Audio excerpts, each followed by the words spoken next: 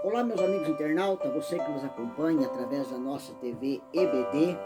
Mais uma vez estamos aqui para a gravação da nossa pré-aula da Escola Dominical, Escola Bíblica Dominical.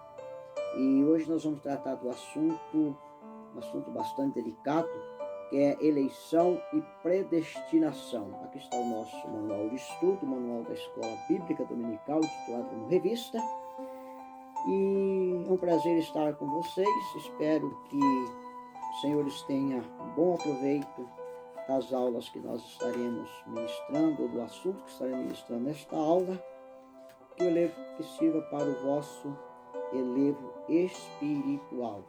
O tema do trimestre que nós estamos estudando é a Igreja eleita, redimida pelo sangue de Cristo e selada com o Espírito Santo da promessa. Hoje nós vamos estar abordando o assunto Carta aos Efésios, eleição e predestinação.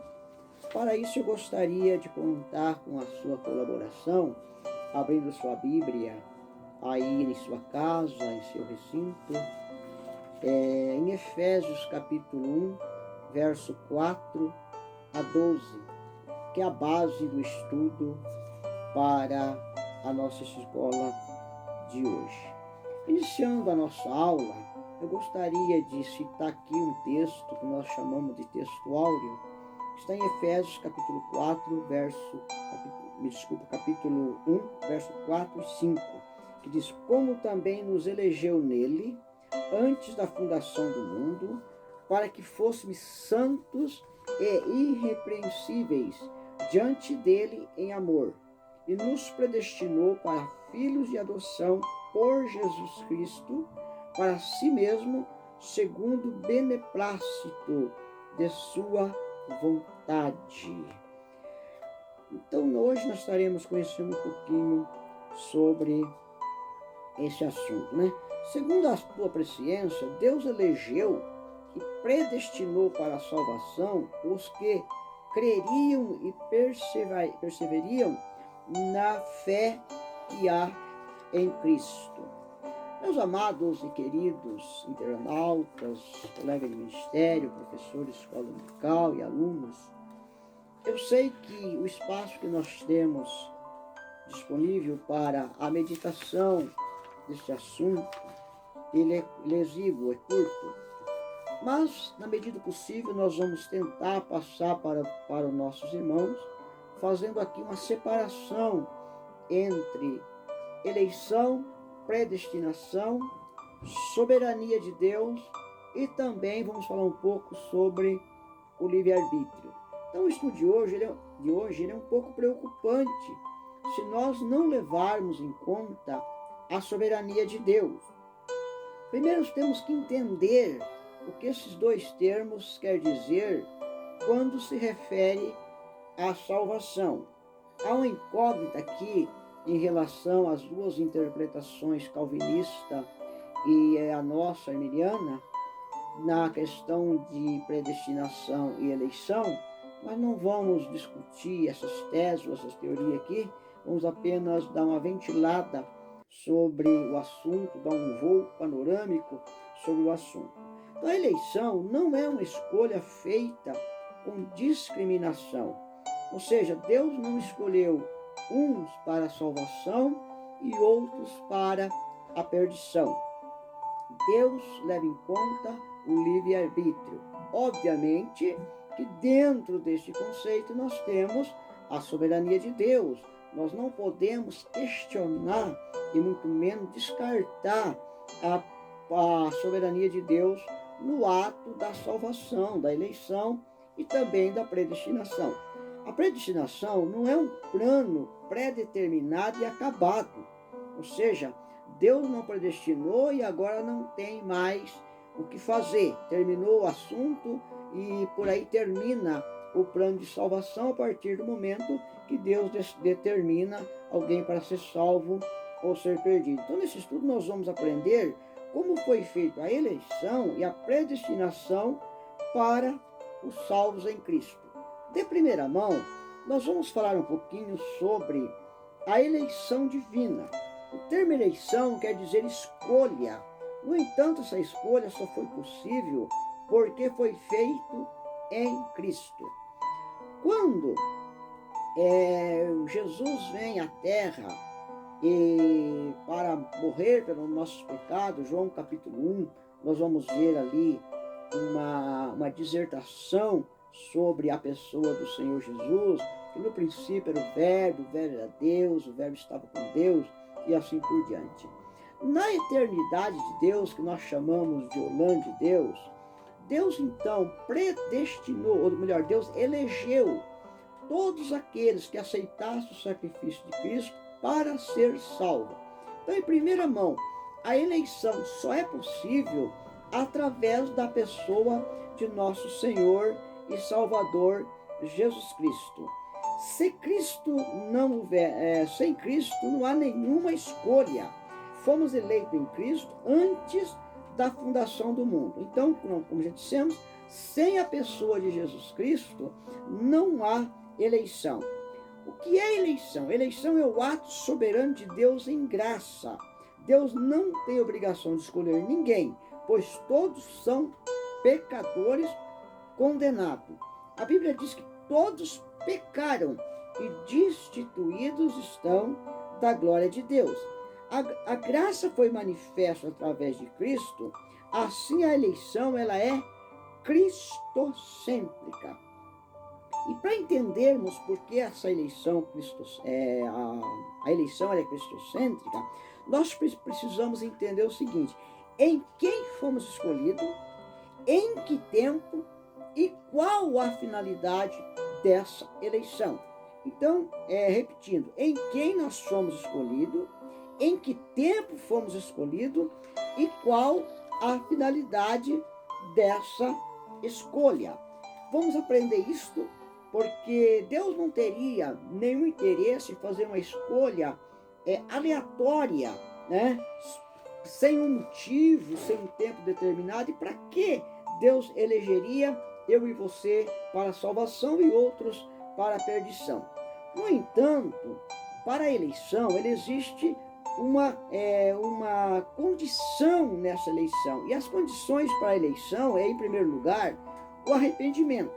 Sem arrependimento e sem aceitação do sacrifício de Cristo na cruz do Calvário, não há eleição. 1 Timóteo, capítulo 2, versos 4 e o verso 6, ao verso 6, diz assim, que quer que todos os homens se salvem e venham ao conhecimento da verdade, porque há um só Deus, um só mediador entre Deus e o homem, Jesus Cristo, homem, o qual se deu a si mesmo em preço de redenção por todos, para servir de testemunho ao seu tempo. Então veja que esse texto bíblico está nos esclarecendo, né, que Cristo nos elegeu, e somos eleitos em Cristo, e Cristo tornou o nosso mediador entre Deus e o homem. Ele fez a reconciliação e agora ele media entre o homem e Deus. João, eu sempre gosto muito de citar esse versículo, ele diz assim, filhinhos, não pequeis. Ou seja, a ordem é não pecar. Mas se pecar, vocês têm um advogado junto ao Pai. Quem é esse advogado? Esse advogado é Jesus Cristo, em quem eu, você e a Igreja de Cristo foi eleita. Embora que fomos eleitos em Cristo antes da fundação do mundo, por sua obra redentora, porém, uma coisa muito interessante é que Deus respeita o livre arbítrio de cada um. Aqui entra uma questão que talvez os calvinistas pelo menos o calvinista extremado, pode entrar em contradição, porque se a salvação ela fosse uma eleição direta de Deus, fosse uma eleição que Deus, havendo elegido alguém para ser salvo, logo a pessoa não teria então seu livre-arbítrio de escolha. O homem não teria livre-arbítrio para aceitar ou não o sacrifício de Cristo na cruz do Calvário. A eleição, na visão calvinista, é que Deus nos escolheu. Deus escolheu uns para ser salvos, outros para serem perdidos. Neste caso, o homem não teria livre-arbítrio, ou seja, o homem não teria livre escolha. Então, o homem ele era sujeitado. Por mais que ele quisesse ser salvo, ele não poderia, porque Cristo, ou melhor, Deus, já havia eleito os seus para ser salvo e os seus para ser perdido. Mas em Cristo, nós vemos que essa barreira, essa interpretação, ela é quebrada, porque Cristo veio ao mundo para reconciliar o pecador. Então, neste caso, entra o livre-arbítrio. Se Deus veio para reconciliar, logo então, ele nos dá uma liberdade de escolha.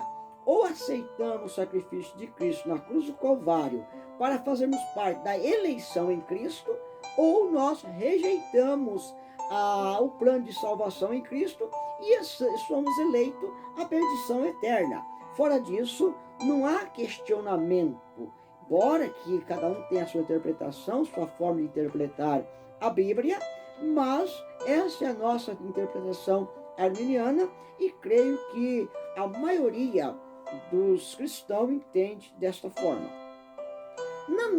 Na eleição, nós fomos também escolhidos para uma vida irrepreensível. Então, se a pessoa já é eleita antes da fundação do mundo, num ato predeterminante de Deus, nós vamos falar daqui a pouco sobre a predestinação, logo, independente dele viver uma vida santa ou uma vida dissoluta, não faria diferença, porque ele já estaria salvo, porque foi eleito em Cristo. Foi eleito antes da fundação do mundo. No entanto, essa eleição feita em Cristo, ela nos leva para o ato de uma vida santa, ou seja, uma vida, partindo do contexto santo, para uma vida separada das coisas pecaminosas deste mundo. Então não adianta sermos eleitos através da obra de Cristo e continuarmos numa vida dissoluta. Então isso aí contraria os princípios bíblicos de uma eleição para uma vida repreensível. Se a eleição ela é absoluta e irreversível, então o homem poderia continuar pecando do mesmo jeito, porque a salvação estava garantida. Não é essa a ideia de eleição e nem predestinação. Há de uma dificuldade para separar a eleição de predestinação, mas a gente vai, daqui a pouco nós vamos falar por que sobre isso aí. Devemos ser separados das coisas deste mundo para permanecermos na eleição divina. Isto, eleição divina em Cristo. Se nós não permanecermos uma vida irrepreensível, uma vida que não carece de repreensão, nem pela parte dos homens e nem da parte de Deus, aí nós vamos alcançar essa eleição em Cristo. Mas se vivermos uma vida dissoluta, o sacrifício de Cristo ele perde também o valor e, por conseguinte, a nossa eleição. Na interpretação calvinista, conforme já falamos, Cristo não morreu por todos, mas apenas por alguns e esses casos eleitos. Desta maneira, nós passamos a entender que o sacrifício de Cristo ele é diminuído. Então não haveria, desse ponto de vista do calvinista, não havia necessidade de Cristo vir morrer pelos pecadores, porque quem já estava eleito estava salvo. Então o sacrifício de Cristo, a essa altura dessa tese ou desse estudo, ele é diminuído. O sacrifício de Cristo se torna menor do que aquilo que nós entendemos. O preço do seu sangue, 30 moedas de prata, tornaria-se invalidado se caso a eleição ela fosse pré-determinante. Para os calvinistas, a salvação não está à disposição de todos. Isso aqui, absurdo. O que a Bíblia diz é bem o contrário. João capítulo 6, versículo 35 a 37, vai nos dizer assim, e Jesus lhe disse: eu sou o pão da vida. Aquele que vem a mim não terá fome, e quem crê em mim nunca terá sede. E prosseguindo, mas vós já disse que também vós me viste e contudo não creais. Então observe bem, na interpretação dos nossos amigos, irmãos calvinistas, esses que não creram são exatamente aqueles que já estavam predeterminados ou eleitos para a condenação, que não estavam eleitos em Cristo. Mas a Bíblia Sagrada, ela refuta essa verdade calvinista, trazendo-nos para o texto que Jesus está dizendo, eu sou o pão da vida. E ele diz também que também não vai ter sede. Quem crê nele não terá fome e também não terá sede. Isto, fome e sede de salvação, desejo de salvação. No processo da eleição, nós também fomos eleitos para uma nova vida. Continuamos irrepreensível para uma nova vida. A finalidade dessa nova vida é, através de Cristo, apresentar uma igreja gloriosa, sem mácula e nem ruga, mas santa e irrepreensível diante de Deus. Essa nova vida é um processo contínuo de santificação até a glorificação. Então, observe bem que dentro do contexto da eleição, nós temos então a santificação. E essa nova vida para os eleitos, ela é contínua. Então nós temos que somos eleitos, mas temos que caminhar no processo de santificação até a nossa glorificação final. E essa glorificação se dará com Cristo entregando a igreja ao Pai na consumação dos séculos. Então até aqui nós entendemos um pouquinho sobre o que é eleição. Voltamos agora um pouquinho também para a predestinação. Há uma certa dificuldade, até mesmo entre alguns teólogos conceituados, em separar predestinação de eleição. Para alguns teólogos, as duas coisas elas se fundem em uma só. Ou seja, para alguns teólogos, as duas coisas é a mesma coisa, tanto eleição quanto predestinação. Então nós vamos tentar separar um pouquinho de acordo com a nossa lição, mas fica essa ressalva aqui, que nem eu serei capaz de separar isso também, eleição e predestinação. Mas tanto a predestinação quanto a eleição, nós já falamos sobre isso, elas foram feitas em Cristo.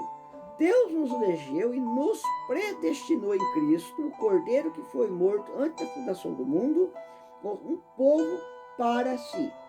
Quando nós vamos estudar um pouco sobre Israel, nós sabemos que Israel é a nação escolhida, o povo eleito de Deus na antiga dispensação. E Deus enviou Jesus Cristo ao mundo exatamente para reconciliar esse povo judeu que haviam distanciado, e eles rejeitaram o sacrifício de Cristo. A partir do momento que eles rejeitam o sacrifício de Cristo, que nós podemos dizer, pelo menos em off, que são os eleitos, predestinados, escolhidos para a salvação, então Deus faz o quê? Elege a igreja. Então a predestinação, ela tem um significado de determinar antes. Se nós formos olhar para o contexto judaico, nós diríamos que os judeus estariam predeterminados por antecipação para ser salvos. Mas nós vemos que eles também rejeitaram o sacrifício de Cristo na cruz do Calvário, e agora Deus estende a sua graça, entendendo bem que graça é favor não merecido. Aqui nós temos mais um contexto que vamos refutar a teoria da eleição e da predestinação. Nós todos não éramos merecedores da salvação. Nós estávamos todos fundados em nossos delitos e pecado. Mas a graça salvadora de Deus, através de Cristo, através do sacrifício de Cristo na cruz do Calvário, nos alcançou. Então, graça é favor não merecido. Obviamente, se ela é favor não merecido, logo aqui então nós entendemos que a eleição e a predestinação, elas caem por terra. Porque Deus não ia manifestar a sua graça, favor não merecido, a alguém que já era predestinado e eleito. Outra coisa é que em Cristo nós também fomos reconciliados com Deus. E a reconciliação é um ato também que se deu através da pessoa de Cristo. Observe bem que no ato da ressurreição, no ato da crucificação, o véu do templo se rasgou de alto a baixo. Com aquela separação que havia entre o Santo e o Santíssimo, ela foi rasgada, aquela separação caiu por terra, nos dando livre acesso ao trono de Deus, e com isso o homem foi reconciliado com Deus. Ou seja, aquele homem brigado com Deus, aquele homem inimigo de Deus, que Paulo vai dizer que nós éramos inimigos por natureza, a nossa natureza pecaminosa nos fazia ser inimigo de Deus, já nascemos em pecado. Mas através do sacrifício de Cristo, na cruz do Calvário, pela graça regeneradora, então nós somos reconciliados com Deus. Salvação não predestina, mas é uma bênção disponível a todos que compreender e cumprir as condições de crerem em Cristo. Então, a salvação, ela não está condicionada à predestinação.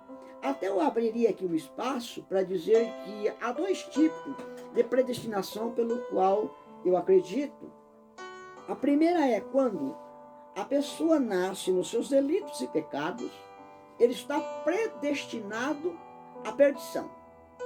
Mas a partir do momento que essa pessoa aceita Jesus como seu único e suficiente Salvador, ele está predestinado à salvação.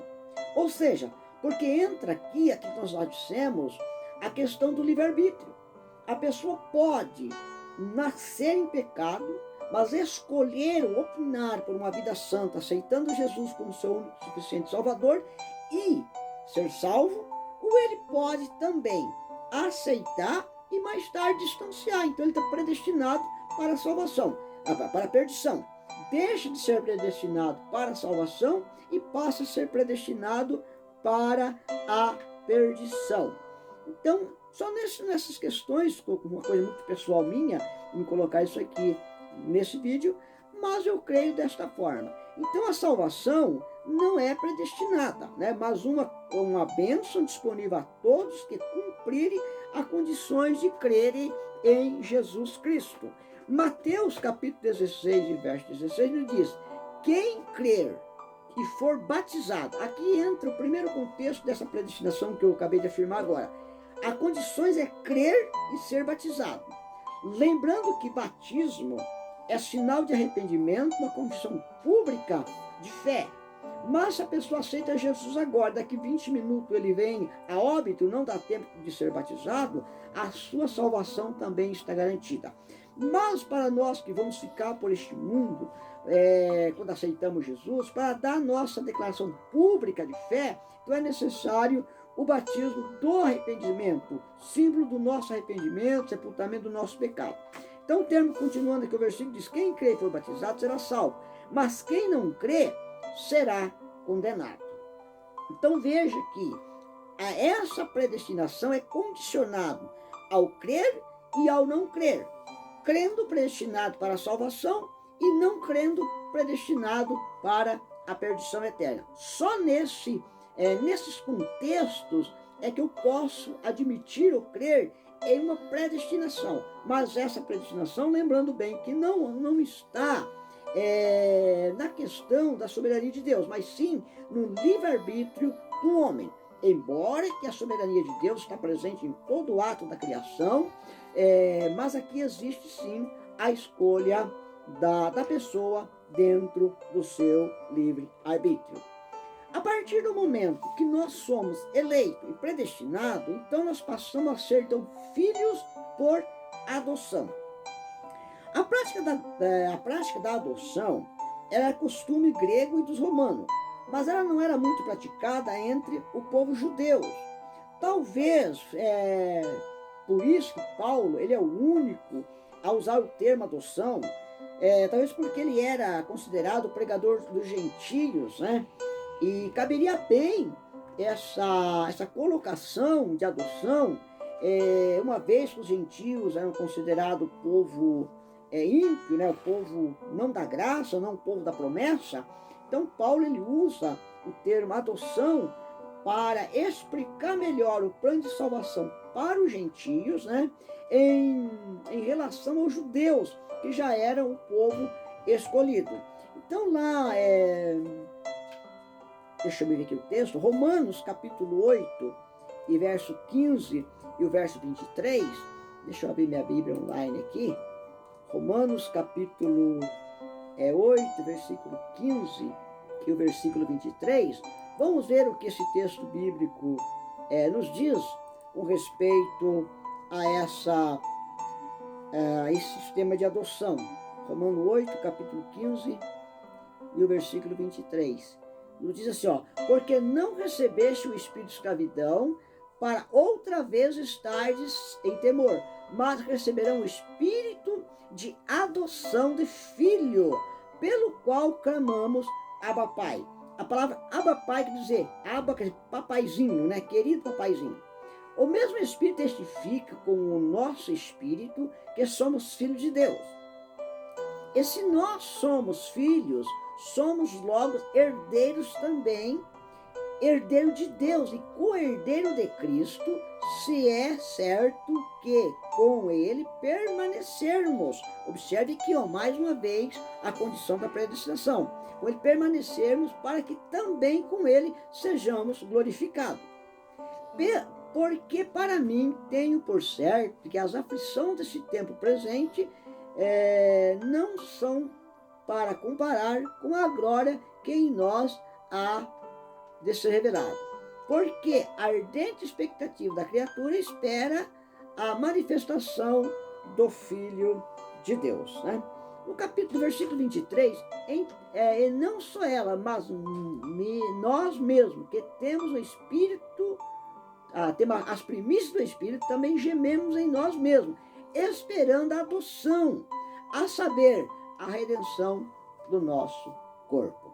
Então, nós temos aqui esse texto bíblico, onde Paulo aplica, poderá ler todo o capítulo 8, mas esses textos aqui, embora que tenha alguns versículos saiam um pouco fora do assunto, mas está falando sobre o princípio dessa adoção. Também em Gálatas, capítulo 4, versículo 5, diz assim, para remir o que estava debaixo da lei, a fim de recebermos a adoção de filho. Nós sabemos que através da lei ninguém se salvou. A lei, ela só mostrou o pecado do homem, porque no império da lei operava o quê? A justiça de Deus. E a justiça, ela era olho por olho e dente por dente. O homem pecou, morreu. Por isso que lá no livro, no início do Gênesis, diz que toda alma que pecar, essa morrerá. Então aqui em Gálatas, Paulo vem retificar isso, ou mudar-nos para nós, para remir os que estavam debaixo da lei, a fim de recebermos a adoção de filhos. Adoção significa ser aceito em uma família daquele que por natureza não pertencia. Pelo sistema biológico, pelo nosso sistema biológico, nós consideramos pai ou mãe aquele que nasce de um ato conjugal e vive debaixo do mesmo teto. Mas a adoção, juridicamente falando, ela é feita de uma outra forma. Quando alguém adota uma criança, então essa pessoa, juridicamente, passa a fazer parte, não biologicamente, mas por adoção daquela família. Ele torna-se filho adotivo. E ele também passa a ter parte das heranças daquela família, como filhos naturais, como filhos biológicos. Então a Bíblia vai dizer que nós éramos apenas criaturas de Deus, mas em Cristo nós somos reconciliados e adotados na família dos santos. E isso nos leva alguns privilégios, como já falei. O privilégio é o fato de fazermos parte da herança em Cristo, o que na cultura grega e romana, a adoção civil era um ato voluntário pelo qual o adotado passava a fazer parte da herança do pai adotivo como filho. Já falamos sobre isso, né? Uma criança adotada do seu pai biológico, ou seja, uma criança adotada do seu pai biológico perdia total controle sobre seus filhos. Observe bem que, se formos olharmos por um certo lado, nós somos apenas criatura de Deus. Mas o que foi gerado em nós, que nos torna o pai por perdição, foi o pecado. O pecado é a natureza humana, ou seja, nascemos de um ato biológico pecaminoso por causa da nossa natureza. E assim nós passamos a ser filho da perdição. A Bíblia fala filho da perdição. Mas em Cristo nós somos adotados. Fomos tirados de filho da perdição para o filho de adoção. E isso nos dá esse privilégio, né, de sermos outrora filho da perdição para sermos filho por adoção do Deus Todo-Poderoso. Assim nós somos adotados por Deus em Cristo e assim passamos a fazer parte daquilo que é mais importante da glória dessa herança. Efésios capítulo 1, verso 18, nos diz a palavra: tendo iluminado os olhos dos vossos entendimentos, para que saibais qual seja a esperança da vossa vocação, da vossa escolha, e quais as riquezas da glória da sua herança nos santos.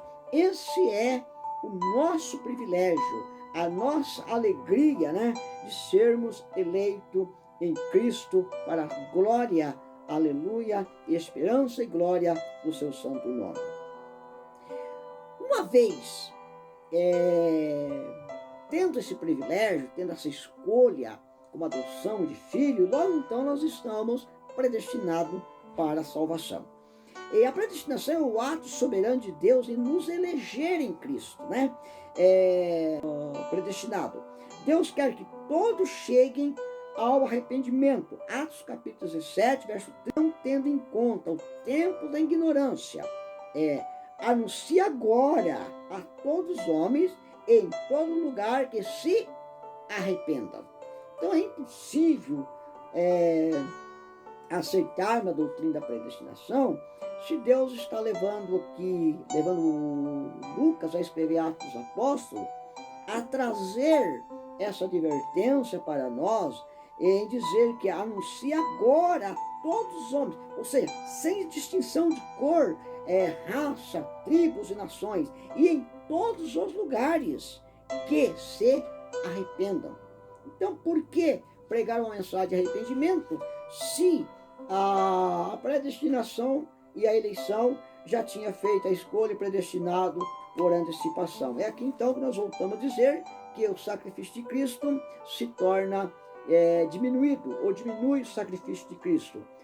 A predestinação também é um ato soberano do amor de Deus. A predestinação é fundamentada unicamente no amor de Deus para com o homem.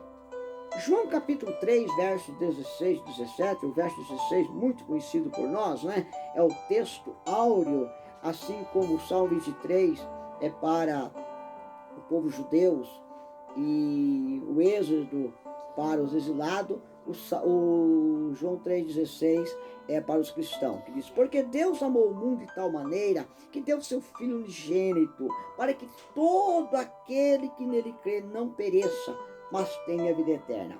Primeiro, Deus amou o mundo de tal maneira.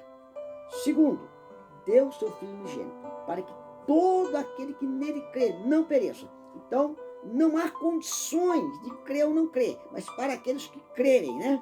Não pereça, mas tenha a vida eterna.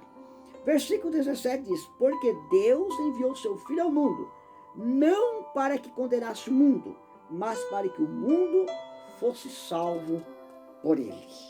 Então aqui nós temos o propósito de Deus em enviar o seu Filho ao mundo e a condição que é ao nosso livre-arbítrio, para que todo que nele crê não pereça, mas tenha vida eterna. Porque Deus enviou seu Filho ao mundo, não para condenar o mundo, mas para que o mundo fosse salvo por ele. Então a condição é aceitar o sacrifício de Cristo na cruz do Calvário, aceitar o amor de Deus por nós, se quisermos alcançarmos a nossa salvação. A predestinação baseada no amor de Deus foi programada por antecipação antes da fundação do mundo.